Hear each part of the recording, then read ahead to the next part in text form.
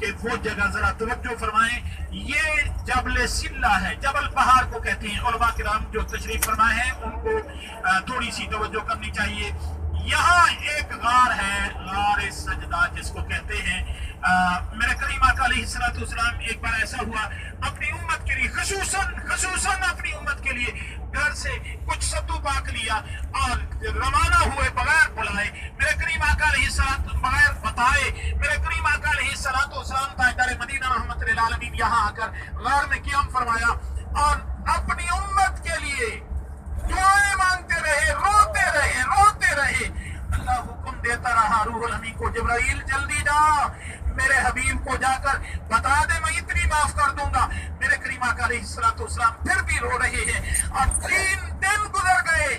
تیسرے دن رب العالمین نے فرمایا روح الامین کو، جبرائیل جلدی جا کر میرے حبیب کو فرما دے محبوب اب رونا بند کر دو، وَلَسَوْفَ يُعْطِيكَ رَبُّكَ فَتَرْضَىٰ، اتنی عطا کر دوں گا کہ آپ راضی ہو جائیں گے۔ یہ اعزاز میرے کریم آقا علیہ السلام